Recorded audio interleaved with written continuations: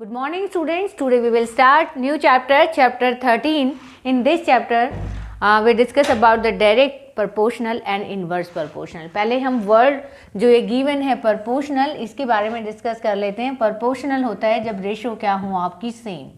Ratio का मतलब अगर कोई 3/6 है तो 3:6 और 4/8 है तो ये दोनों आपस में क्या होंगे, प्रोपोर्शनल होंगे. It means 3:6 is proportional to 4:8.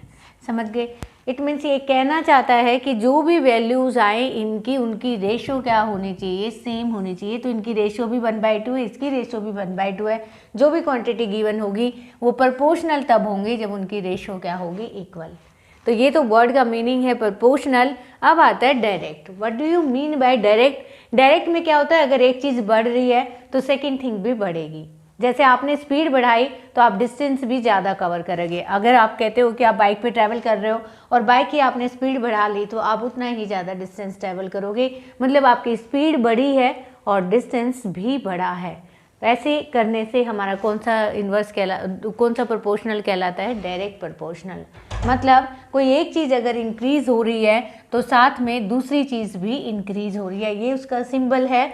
x is directly proportional to the y. इसका मीनिंग ये है कि अगर x को बढ़ा दोगे तो आपका y भी बढ़ना चाहिए. तो इसको कहते हैं डायरेक्ट प्रोपोर्शनल. जैसे आपका एग्जाम्पल है, ये है कार पार्किंग चार्जेस. एक फर्स्ट क्वेश्चन में दे रखा है 4 आवर्स ₹60. मतलब अगर 4 घंटे के लिए खड़ा करोगे तो ₹60 देने पड़ेंगे. और अगर आपने ज़्यादा आवर्स लिए तो हमें कितना पे करना पड़ेगा, ज़्यादा पे करना पड़ेगा. तो बहुत सारे एग्जाम्पल ऐसे हैं. जैसे अगर आप फैमिली मेम्बर्स बढ़ते हैं तो आपके खाने की क्वांटिटी भी बढ़ती है. एक चीज़ बढ़ रही है तो दूसरी चीज़ भी बढ़ रही है. ये सारे एग्जाम्पल किसके हैं, डायरेक्ट के. अब आ जाओ, दूसरा एक पॉइंट और है सेकेंड एक्सरसाइज के लिए, वो है इन्वर्स प्रोपोर्शनल. नाम से ही पता है कि अगर x बढ़ रहा है तो y कम होना चाहिए. एक चीज़ बढ़ रही है, सेकेंड चीज़ आपकी कम हो रही है, तो उसको हम कहते हैं इनवर्स प्रोपोर्शनल. उसमें क्या होता है, जो एक क्वांटिटी बढ़ेगी, जैसे मैंने अभी भी एक एग्जांपल दिया था उसका स्पीड का. अगर मैं स्पीड बढ़ाती हूँ तो उसका अपोजिट अगर मैं टाइम लूँ, अभी तो मैंने पहले डिस्टेंस लिया था तो डिस्टेंस तो डायरेक्ट था, बट अगर मैं टाइम लेती हूँ तो टाइम इनवर्स है. आप स्पीड बढ़ाओगे उतनी जल्दी आप पहुंचोगे. अगर आप जल्दी पहुंचे, एक चीज़ कम लगी, टाइम कम लगा और डिस्टेंस ज़्यादा हो, स्पीड ज़्यादा थी. इसमें देखो speed is inversely proportional to the time, क्योंकि अगर आप स्पीड इंक्रीज कर रहे हो तो टाइम क्या लगेगा आपका, कम लगेगा. ये एग्जाम्पल है किसका, इन्वर्स प्रोपोर्शनल का. तो अब इनकी वैल्यू का क्या है, मैंने यहाँ पे कुछ लिखा हुआ है x और y. उसका मीनिंग क्या है, देखो मोस्ट इंपॉर्टेंट तो वही है कि इसका मीनिंग क्या है. देखो जब भी हम कोई प्रोपोर्शनल लेते हैं तो प्रोपोर्शनल में कोई चीज़ कांस्टेंट होती है. जैसे मैंने बताया कि इनकी रेशो क्या रहेगी, सेम रहेगी. तो इसमें अगर मुझे ये y नीचे लेके आना है तो x/y आपका इक्वल टू आ जाएगा k के. प्रोपोर्शनल में कोई भी कांस्टेंट ले लो, कांस्टेंट से प्रोपोर्शनल हट जाता है. तो x/y किसके इक्वल आ जाएगा, आपका k के. मतलब दो चीज़ें हैं, अगर आप दोनों क्वांटिटी को डिवाइड करते हो, जैसे यहाँ पे दे रखा है 4 आवर्स ₹60, 8 आवर ₹100. ये आपको देखने से तो लग रहा है कि ये क्या है, डायरेक्ट प्रोपोर्शनल है. आप जितने घंटे ज़्यादा बढ़ा रहे हो उसी हिसाब से आपके पैसे भी बढ़ रहे हैं. मतलब दोनों क्वांटिटी आपकी बढ़ रही हैं, ये भी बढ़ रहा है, ये भी बढ़ रहा है. बट क्वेश्चन ये आता है, क्या ये डायरेक्ट प्रोपोर्शनल है? क्योंकि डायरेक्ट प्रोपोर्शनल के लिए दूसरी चीज़ भी वैलिड है, क्या इनकी रेशो सेम आती है कि नहीं आती है. x/y k के इक्वल है कि नहीं है. तो मतलब अगर आप इनको डिवाइड, x आपका क्या है 4, y क्या है आपका 60. अगर आप इनको डिवाइड करके देखोगे तो 4/60 आपका अगर 2 से रिड्यूस हो रहा है तो ये आया आपका, और भी रिड्यूस हो गया 1/15. सेकेंड को डिवाइड करके देखो x/y ही निकालना है. डायरेक्ट में दोनों वैल्यूज़ को डिवाइड करना है. क्यों करना है, क्योंकि वो x प्रोपोर्शनल है किसके, y के, और y नीचे आएगा तो डिवाइड करेगा, that is equal to k. मैंने प्रोपोर्शनल का साइन हटा के किसी k के इक्वल कर दिया. अब चाहे कितनी भी क्वांटिटी लो वो एक ही रेशो के इक्वल आने चाहिए. अब देखो यहाँ पे दिया हुआ है 4 आवर्स, 4 डिवाइडेड बाई 60 कितना आ गया 1/15. अब देखो यहाँ पे 8/100 है. जब आप इसको 4 से डिवाइड करोगे, 4 2 जा 8 एंड 25, तो 2/25. क्या इनकी वैल्यू सेम है? नहीं है. अगर इनकी वैल्यू आनी चाहिए थी क्या, सेम, मैंने कहा था कि जितनी भी क्वांटिटी है उनकी रेशो सेम होगी तभी वो प्रोपोर्शनल होगा। तो इसमें दो हुआ, डायरेक्ट तो है बट प्रोपोर्शनल नहीं है।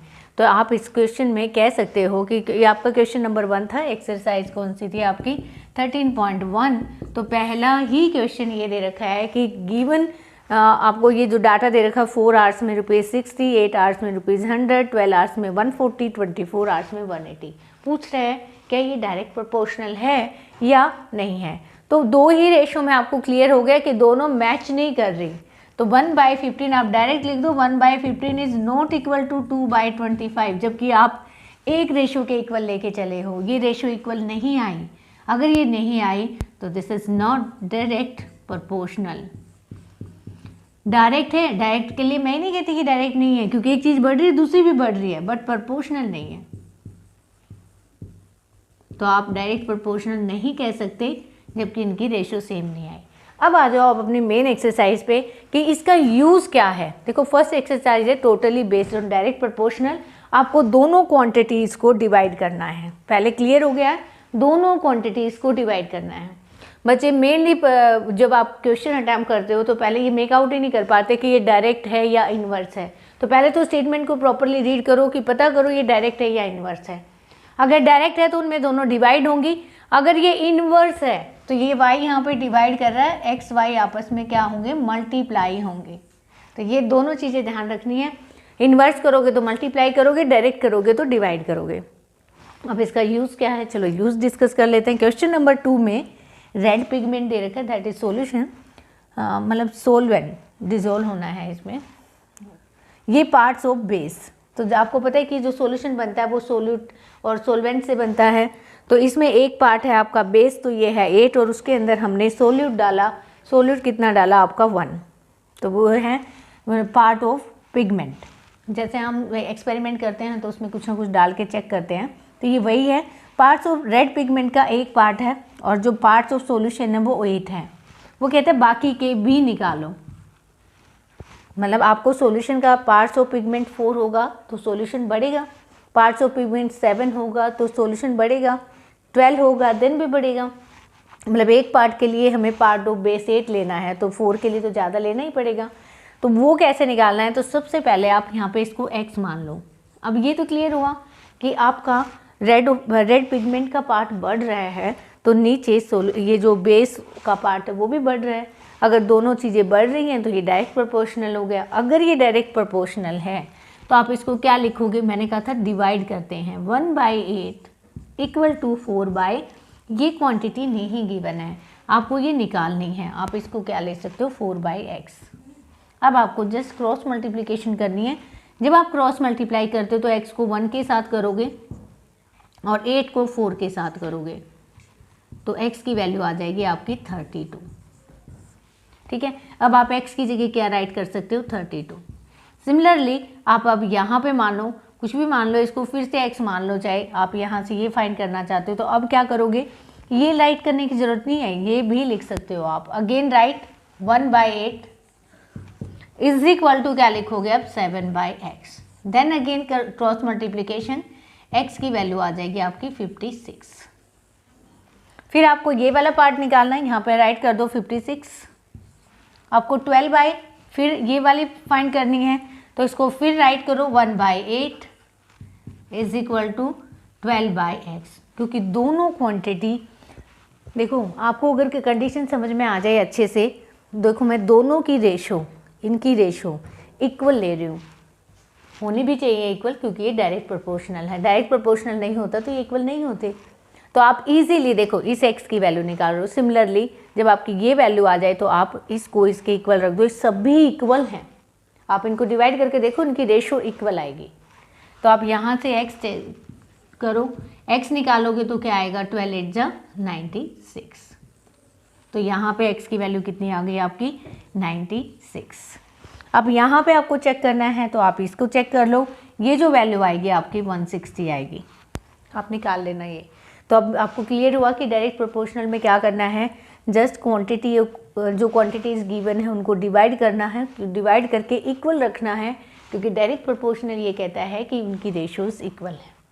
Come to the next question, question number 3। This is question number 3। ये बेस्ड है क्वेश्चन नंबर 2 पे ही। जैसे हमने उसमें फाइंड किया था कि एक पिगमेंट पे 8 पार्ट बेस चाहिए, तो बाकी हमने फाइंड कर लिया था। अब ये कह रहा है कि एक part of red pigment require 75 ml। अब इसने क्वांटिटी दे दी, तब तक तो पार्ट दे रहा था। अब ये कहता है कि एक पार्ट रेड पिगमेंट में कितना ml है, 75 ml है। And how much red pigment mix with 1800 ml of base. देखो एक पार्ट रेड पिगमेंट में कितना रिक्वायर है, require base in 1 red pigment.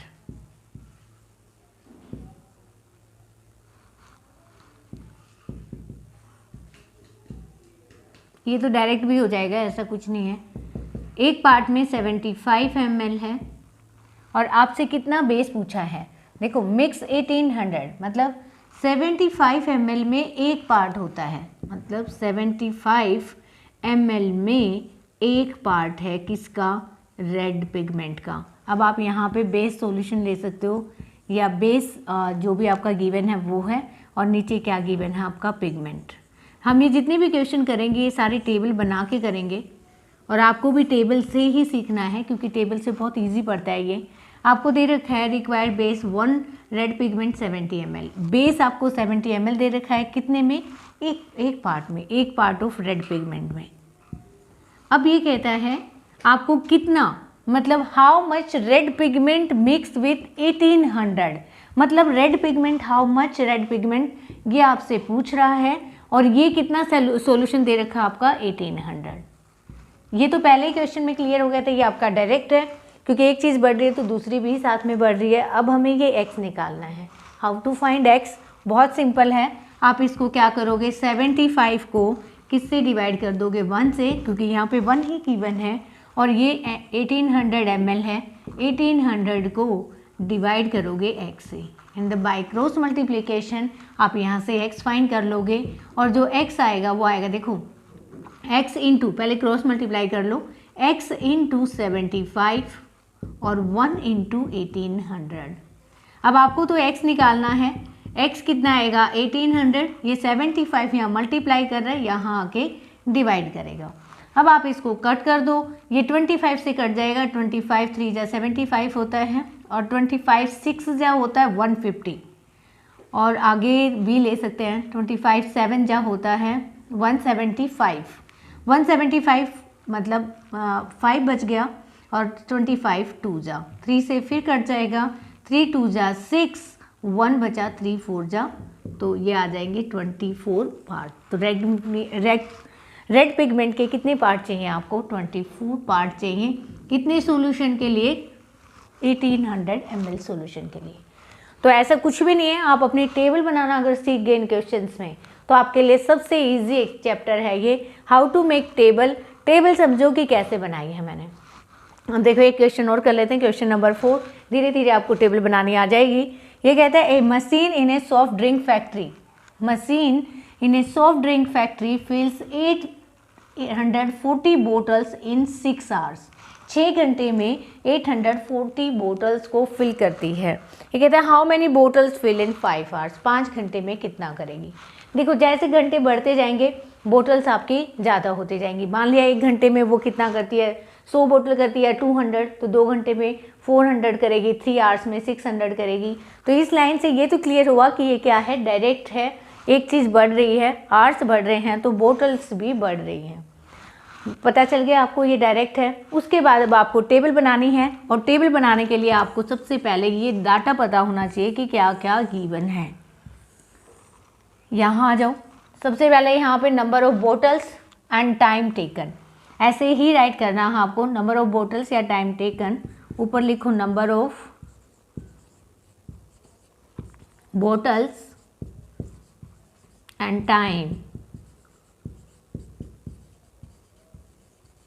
सबसे पहले आपको बोटल्स क्वांटिटी में गिवन है, 840 बोटल्स हैं, कितने घंटे में, टाइम्स आवर्स में है, तो यहाँ पे यूनिट लिखना जरूरी है, आवर्स लिख देना। क्या है आपका 6 आवर्स है, फिर आगे हम कुछ नहीं लिखते। नेक्स्ट है आपका फिर हाउ मेनी बोटल्स। अब इसने क्या पूछा है, हाउ मेनी बोटल्स, हमें बोटल्स नहीं पता, तो वहाँ पे क्या आ जाएगा आपका x आ जाएगा। फिल इन 5 आवर्स, कितने घंटे के लिए पूछ रहा है? 5 आवर्स के लिए पूछ रहा है, तो यही पूछा है। तो आप इसको कैसे सिंप्लीफाई करेंगे? ये पता लग गया है कि ये डायरेक्ट है। अब जस्ट आप इनको क्या कर दो, डिवाइड कर दो 840/6 equal to x by 5। Cross multiply करोगे, x को किसके साथ मल्टीप्लाई? 6 के साथ। ये आपका 840 को किसके साथ मल्टीप्लाई? 5 के साथ।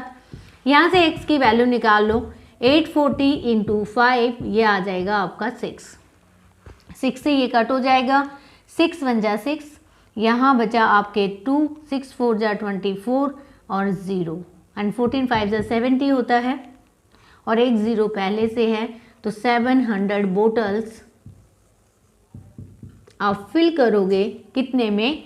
5 आवर्स में। देखो 6 आवर्स में 840 बोटल्स थी, 5 आवर्स में इसने पूछा था, 5 आवर्स में हमने फिल की 700 बोटल्स। तो very easy chapter. Now come to the next question, question number 5। This is question number 5। इसमें गिवन है photograph of bacteria in large 50,000 times. आपको भी पता है कि बैक्टीरिया का साइज बहुत छोटा होता है, उसको साइज को वो बढ़ाते हैं जब हम कोई फोटो दिखाते हैं, तो उसमें इनलार्ज किया होता है बैक्टीरिया का साइज कितने times? 50,000 times. Attend A length of 5 centimetre. जब बैक्टीरिया आपका 5 सेंटीमीटर का है तो उसको 50,000 टाइम्स इंक्रीज किया है। देन ये पूछता है what is the actual length of bacteria. Bacteria की एक्चुअल लेंथ बताओ if the photograph in last 20,000 times. देखो एक्चुअल लेंथ 5 सेंटीमीटर थी, 50,000 टाइम्स इंक्रीज किया, एंड उसकी लेंथ बतानी है जब कितना 20,000 टाइम्स उसको इंक्रीज किया जा रहा है। तो बिल्कुल डायरेक्ट है ये। क्यों डायरेक्ट है? क्योंकि अगर वो 5 सेंटीमीटर का है तो 50,000 टाइम्स उसको इंक्रीज किया हुआ है। अगर वो अब 20,000 टाइम्स है तो मतलब उसकी अगर डिक्रीज़ हुआ है तो उसकी जो लेंथ है वो भी क्या होगी? आपकी डिक्रीज़ होगी। ठीक है, तो आपको पहले तो ये समझना है कि डायरेक्ट प्रोपोर्शनल था, उसके बाद आपको इसकी क्या बनानी है? टेबल बनानी है। और टेबल में 2 चीज़ें हैं, एक तो है आपका इंक्रीज साइज एंड दूसरा है एक्चुअल साइज। तो सबसे पहले हम लिखेंगे कौन सा? Increase size. इन लार्ज लिखा हुआ तो इन लार्ज लिख लो, इन लार्ज साइज। दूसरा दे रखा है आपको लेंथ, ओरिजिनल लेंथ या actual length, actual length of bacteria. देखो अब यहाँ लिखना जरूरी है, किस में ले रहे हो आप? सेंटीमीटर में। यहाँ नहीं राइट करते हम, मिनट यहीं पे राइट कर देते हैं। ये किस में है? टाइम्स में है, तो इसको हम टाइम्स में लेंगे, और ये सेंटीमीटर में है तो सेंटीमीटर में लेंगे। अब देखो 50,000 टाइम्स है तो उस टाइम उसकी जो लेंथ है वो कितनी है आपकी? 5 सेंटीमीटर। तो जस्ट राइट 5 क्योंकि यूनिट हमने यहाँ डिस्क्राइब कर दी है। ये कितना हुआ अब आपका? 20,000 टाइम्स। अगर ये 20,000 टाइम्स है तो अब आपसे पूछ रहे हैं कि ये लेंथ कितनी होगी, तो अब इसको क्या मान लो आप? x मान लो। अगर आप इसको x मानते हो, अब ये तो पहले ही पता लग गया था ये डायरेक्ट है। अगर ये डायरेक्ट है तो यहाँ पे लिखोगे 50,000 डिवाइडेड बाय 5 और यहाँ पे आएगा 20,000 डिवाइडेड बाय x। आपको क्रॉस मल्टीप्लाई करना है x को किसके साथ? 50,000 के साथ, और 5 को किसके साथ? 20,000 के साथ। अब यहाँ से x निकाल लो, 5 इंटू 20,000 डिवाइडेड बाई 50,000, तो ये तो सब कट जाएगा और 5 से 5 कट जाएगा, तो x की वैल्यू आ गई आपकी 2 सेंटीमीटर। 50,000 टाइम इंक्रीज़ किया था तो एक्चुअल लेंथ 5 सेंटीमीटर थी, 20,000 टाइम इंक्रीज़ किया तो लेंथ होगी आपकी 2 सेंटीमीटर। तो ऐसे ही कुछ क्वेश्चंस हैं। Now come to the next question, question number 6। ये कहता है इन्हें मॉडल ऑफ ए शिप। देखो हम मॉडल बनाते हैं शिप का, तो इस शिप का मॉडल बना हुआ है, द मास्ट इज़ 9 सेंटीमीटर। आपको पता है मॉडल आप किस पे बना रहे हो? पेपर पे। एक्चुअल में तो वो मास्ट का साइज़ इतना छोटा हो ही नहीं सकता, क्योंकि आपको पता है मास्ट का साइज़ क्या होता है? बड़ा होता है। मॉडल में और एक्चुअल में डिफरेंस होता है, सिर्फ उसमें तो हम एक पिक्चर ड्रॉ करते हैं। तो सबसे पहले देखो 2 चीज़ें दे रखी हैं, एक तो दे रखा है length of model in length of mast in model, and second आपको दे रखा है एक्चुअल हाइट ऑफ मास्ट जो एक्चुअल शिप में है। तो आपको 2 चीज़ें डिस्क्राइब करनी है। 9 सेंटीमीटर मॉडल में है, तो एक्चुअल उसका 12 मीटर है। ये पूछ रहा है अभी शिप में अगर 28 मीटर, मतलब एक्चुअल शिप की लेंथ अगर 28 मीटर हो तो आप मॉडल शिप में कितना लोगे। तो ये थी स्टेटमेंट। अब बनाएंगे हम इसकी टेबल। जब हम इसकी टेबल बनाएंगे तो दो चीज़ें मेंशन करेंगे, एक्चुअल हाइट ऑफ मास्ट कितनी है, मीटर में ले रहे हो तो मीटर में लिखो, and height in height of mast in model ship.